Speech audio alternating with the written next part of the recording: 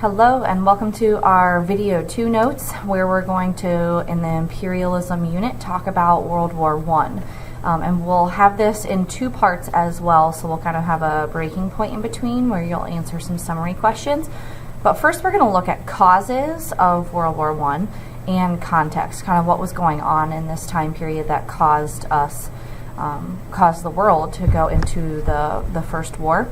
And then in the second part we'll talk about U.S. entry. So in this first part of the video, you want to be able to analyze the role of World War I in the emergence of the United States as a world power. And so with imperialism that we've been talking about, we see that rise, but we see it even more so with World War I. And then I need you to be able to start to make connections between World War I and post-war isolationist policies. So our third and final video notes is going to be about the results of World War I and what that word isolationism means. So I want you to kind of be keeping that in the back of your mind as we move forward. So first we'll talk about the causes of the First World War and the war being fought in Europe in 1914 and ending shortly after U.S. enters the war and ends in 1918. So we have a really cool kind of simple acronym to help you understand the causes of World War I. And the acronym being M.A.I.N. So each of the letters standing for a different word to kind of help your understanding. So militarism, alliance system, imperialism, and nationalism. And we're going to talk about each of these. So militarism, think military, right? And what does it mean for a country to be strong in their military? So there's a massive military buildup at this time. Yes, in the United States, but really all over the world in the late 1800s, mostly in the Navy. And you see in the United States the Great White Fleet, right? And President Teddy Roosevelt, from the influence of M.A.I.N. of building up our naval power because of the international influence that the military can then have. You see an alliance system, and think of allies as friends, right, as a team. So you see the system develop in Europe in the mid-1800s where European countries created alliances for protection. And so they felt the need for that protection because all of these different countries are imperializing and taking over different areas, right? So lots of people and lots of moving parts. And so they felt the need to band together. And so you see Great Britain, France, and Russia form an alliance called the Triple Entente. And then Germany, Italy, and Austria-Hungary formed an alliance called the Triple Alliance. The other big one, and this is where we've been focusing, but we need to understand imperialism as to how it led to World War I. So with imperialism being that quest to build empires, it created a rivalry among European nations. And so in this political cartoon, you see the rulers of European countries like Germany, France, Russia, Austria-Hungary, and the United Kingdom, that's Britain, attempting to keep the lid on the simmering cauldron of tensions, right, the Balkan troubles, to prevent a general European war. And that all of these leaders are trying to take over those countries, and these countries are, we'll see in the end of the M.A.I.N. are resisting, and there's lots of troubles that are brewing. So the final one is nationalism. Nationalism is a strong devotion, right? You're very devoted to your nation, to one's national group or culture. You see over here on the left the Serbian flag, and you'll understand why we're talking about Serbia here soon, but you see Serbian nationalists, right? It's a group of people that are very devoted to their cultural and national background, and therefore are very against anyone who's trying to take over them or have influence on them in saying they are weaker, right? So that makes them really angry, and that why would you want to come and take over my country? My country is wonderful. I love who we are as a people and as a culture. And so that creates a lot of hatred, a lot of aggression and violence. And then you see an example of World War I propaganda. Remember the flag of liberty, support it. So an example of persuading people to buy U.S. government bonds, and that nationalism of stand for your people, stand for your country, and that very much creates an in-group of this is who we are, and all of they being the out-group is who you are against, right? That's the kind of the devil behind nationalism, is that you're very devout to your own group, but very against anyone else, and that creates a lot of tension. So causes of the war, we see the M.A.I.N, right? Militarism, alliances, imperialism, nationalism.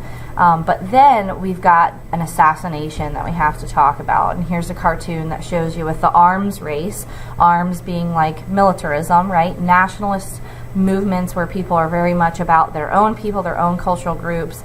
And then you've got everything else kind of thrown on top of it. It's just like kindling on the fire, and that it's just going to blow up soon. And that's what we see with this analogy of the powder keg ignites with the assassination of Francis Ferdinand. So a Serbian nationalist, which we had kind of talked about, Serbia, again, being a country that felt very oppressed by Austrians, right? The Serbs viewed Austrians as foreign oppressors. And so at this event where the Austro-Hungarian Archduke is, Francis Ferdinand, this Serbian nationalist assassinates him and his wife in 1914.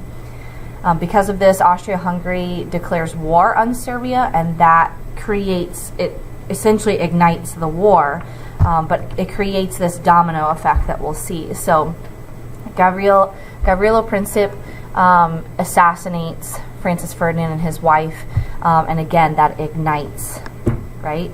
This domino effect. So starting over here on the left, we see Austria-Hungary calls on Germany for help, right? Because they declare war on Serbia.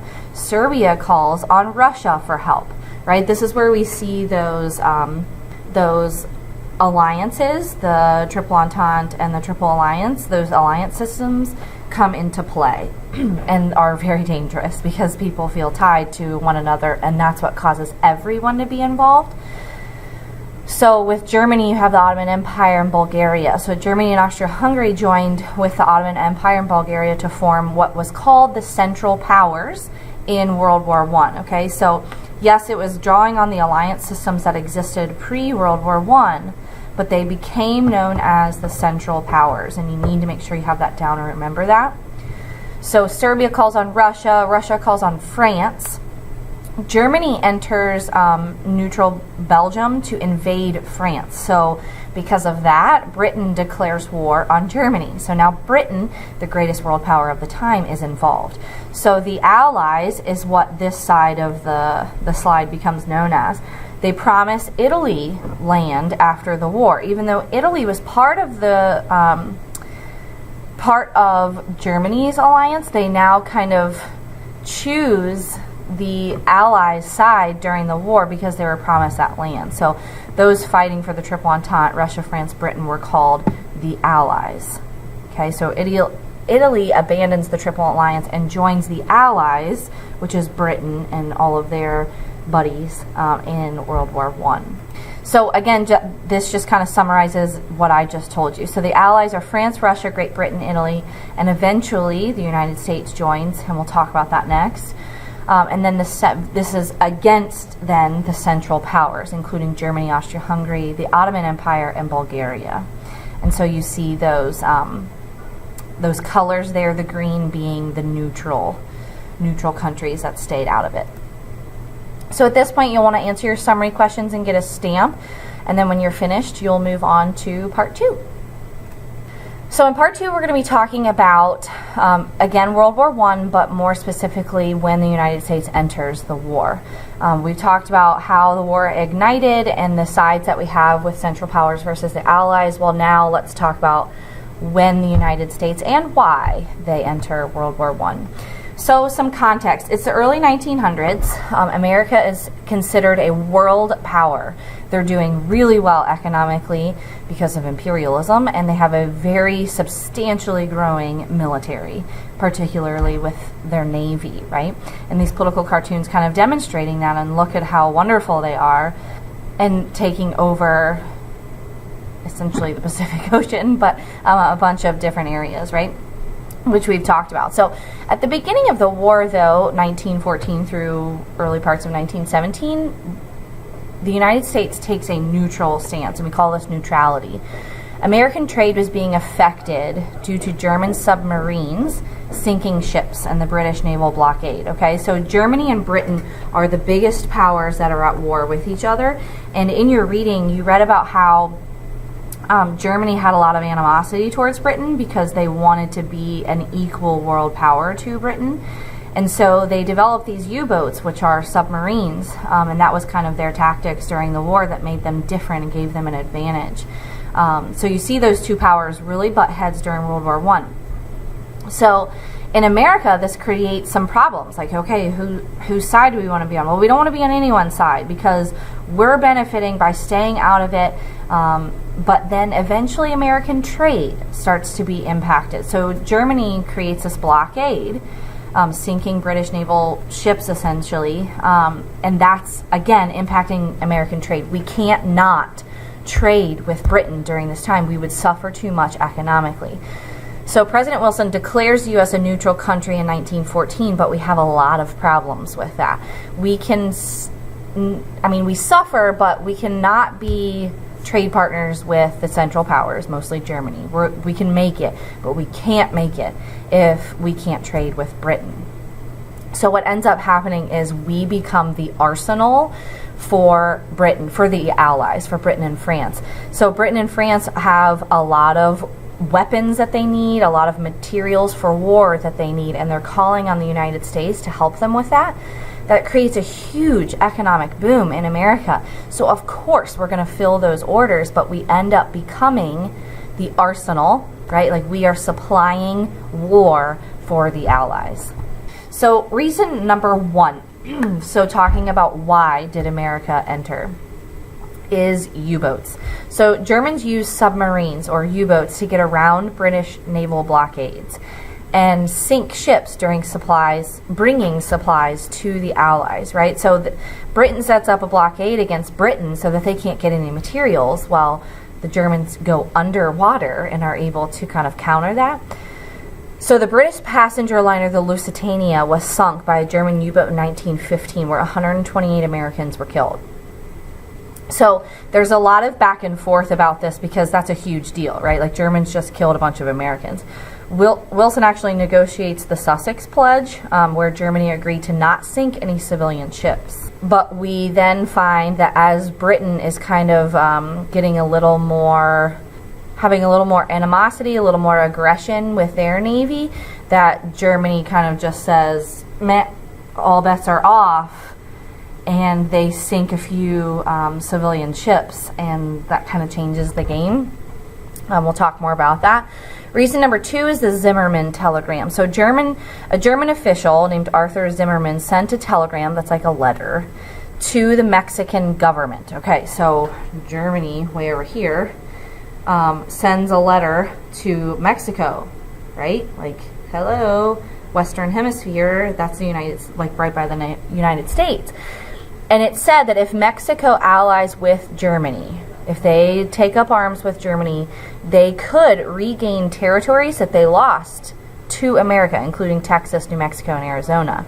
This leaked to American newspapers, and it made the United States mad. People were super angry about this. Like, how dare you come on our territory and tell them to fight against us? Like, we're good, and here you are stirring the pot. So the U.S. doesn't officially enter the war until 1917, 3 years after it began, but it had been sending money, right? It was the arsenal for France and Britain. So the U.S. contributes both economically and militarily, which decisively ends the war. Germany knew if the United States enters the war, we're done for. So they kind of made like this last-ditch effort, a brutal assault with their Navy, with their U-boats, but it just ended up poking the bear and getting the United States to join. So you see kind of this timeline over here, and that the Lusitania sunk, the Zimmermann letter is sent, and the U.S. enters the war. America begins sending soldiers, ships, and supplies to Europe to help the Allied powers, and the war ends right before 1919. So that kind of sums up the U.S. entry into World War I. At this point, you can stop. You'll want to be sure to answer those summary questions and get a stamp from your teacher. Have a great day.